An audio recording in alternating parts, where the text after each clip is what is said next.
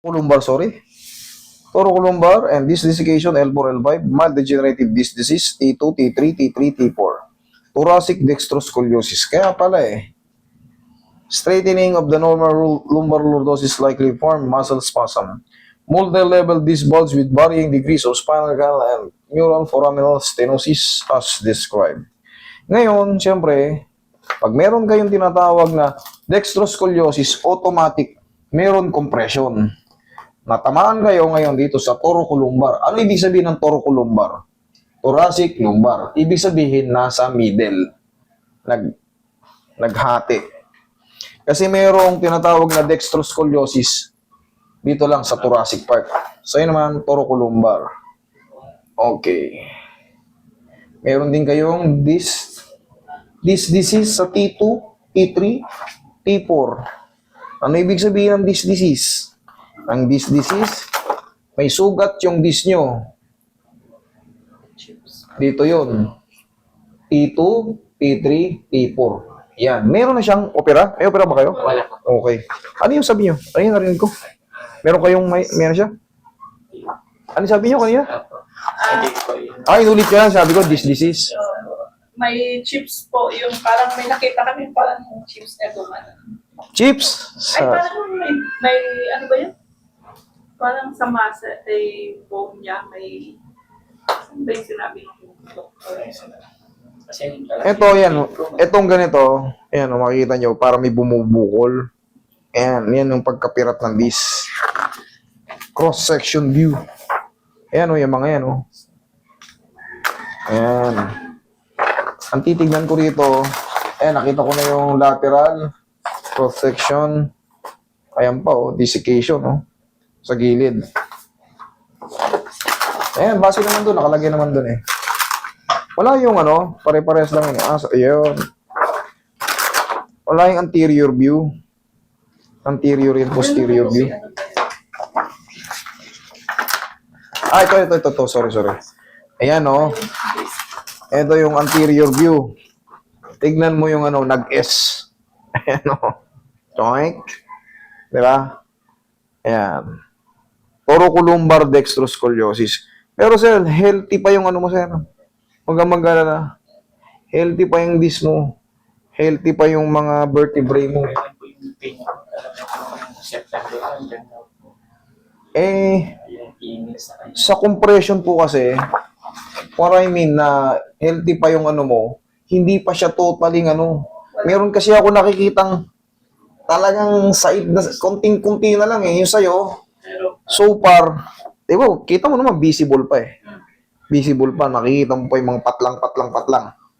Tapos yung mga vertebral body mo, yung pinakabuto, hindi pa siya yung bugbog ng mga osteophytes, yung mga kaya pa yan, sir. Kaya pa yan. Kaya pa yan. Sa ngayon, magkano ngayon ang MRI? Katulad nito, full contrast. Magkano pong ginastos nyo ngayon? Para malaman din ng yes po, nasa 15 po 15, yan ang range yan. Actually, paiba-iba yan. Depende sa pupuntahan nyo. Meron niyang 12, 9, sa kanya naman 15. Meron din niyang 24,000. Depende kung ilan ang patatamaan. Katulad sa kanya, kaya 15,000. 15, no? Thoracolumbar Tapos buong may view hanggang head Depende sa shots. Ngayon, ang nararamdaman mo, sir, is Mura po dito sa talampakan, umabot ng ganito Yung yan, pain dahil na- po yan sa lumbar. Pero yung thoracic, dito yung may tama sa'yo. Yan, maaring mangalay-ngalay yan dyan. Pati sa kamay ko. Pati sa kamay mo. Sige. Sa T2. Abot pa ba yung T2? Video pwede po. Wala pong bawal dito. Kasi sabi ko picturean dati. Dito po walang bawal. Tandaan nyo, pwede kayo mag-video kahit sa labas pa lang, pwede kayo mag-video. Kung magla-live kayo, limitahan nyo lang. Huwag nyo lang sabihin yung location natin kasi mapupuno tayo rito kagad. Huwag nyo lang, kunyari, galing kayo kay ganon, galing kayo sa ospital na ganyan, huwag nyo lang banggitin kung naka-live kayo. Pero kung video lang, kahit may edit pa yun. Yung live kasi hindi na ma-edit. Walang bawal dito. Okay? Para lahat ng sinabi ko, Kung meron man kayong kapamilyang mga doktor or mga nasa medical field, okay, correct me if I'm wrong. Okay, relax lang. Tayo.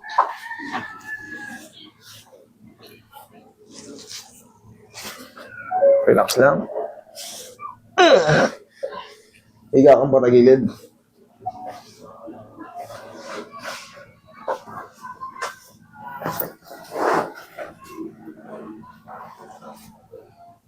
Ilang buwan ka nang nasasaktan sa ganito? Wala po September.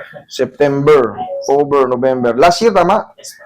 September, di ba? October, November, December, January, February, March, April, May. 8 buwan ka na pa ng suffer dito. Suffering.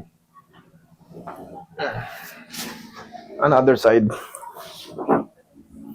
Basta i-maintain mo lang ituturo ko sa'yo, ha? I-maintain mo lang itong ituturo ko sa'yo para hindi na tayo mag-double-double session or maraming session.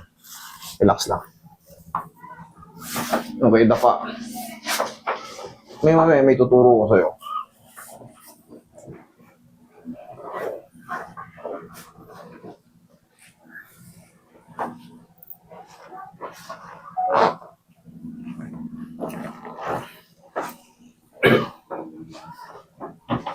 Okay ka lang dyan, sir? Tapos, sir, ma'am, magma-vitamins na siya, ha? Kasi kulang-kulang 1 taon na to eh. Baka hindi lang to noon pa eh. Baka nung sinasabi mong September, yun na yung severe na eh. Yun na yung talagang nagsimula na yung sobrang kirot eh. Baka may panaka-naka na noon eh. Baka may kumikirot-kirot na noon. Baka nung September ka lang nagpa-check, nagganyan na. Ang ibig sabihin dyan, siyempre mas matagal ang pagkaipit. Siyempre mas mapipinsala yung tinatawag natin mga nerves. Okay? Sa tulong ko at yung mga reseta sa inyo para makapag Pain reliever lang po. wala mga vitamins. Okay. Sabi B12 lang po. Ayun, okay yun. Yun yung ibig. Okay? Tihaya. Tsaka lahat ng mga nangyayari sa inyo, pag nagpupunta kayo sa mga bone setting, or kahit na sa mga massage therapist lang na yung mga haplos-haplos lang, sabihin nyo yung mga history nyo. Kasi, kayo rin ang mapipinsala pagka hindi nyo sinabi yung history nyo. Baka, katulad niya, kunyari, meron pala kayong bagong tahi, kunyari na kidney transplant kayo, hindi nyo sinabi. Ngayon yung massage therapist, na dry massage therapist, naka-t-shirt kayo, didiin-diinan lang kayo. Ngayon, diinan niya ngayon yung opera nyo. Nagdugo yung loob. Patay kayo. Kaya tatandaan nyo, sabihin nyo yung mga history nyo. Kung nadulas kayo sa hagdan, nadulas kayo sa banyo, naumpog kayo sa kung saan, sabihin nyo yan. Okay? Inhale. Exhale. Kasi sino ba ang mapipinsala? Ako bang naghihilot o kayong nakadapa dyan? Yun ang yung mga example para maiwasan natin yung mga double damage. Okay? Kasi malaking impact din yung mga mga laglag, discompression, nasalda kayo. Kaya, ouch! Ngayon, thoracolumbar, thoracic lumbar. Ang napuruan sa'yo yung thoracic, ay yung lumbar part. Kaya nag-graduate ng pag-anon.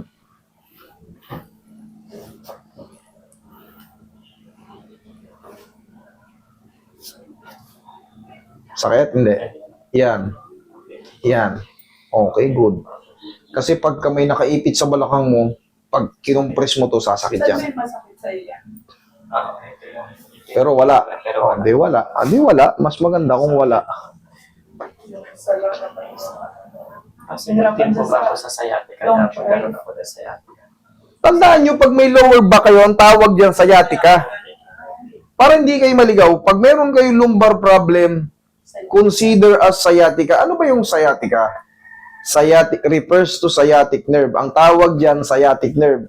Pag tinawag na sciatica, ibig sabihin may problem kayo sa sciatic nerve. Yung maraming naliligaw sa ganyan eh. Tandaan nyo, pag meron kayong narinig na yan, thoracolumbar, lumbar, automatic yan. Sciatica ang iipitin niya kasi yun ang tawag dyan, sciatic nerve. Okay? Opo.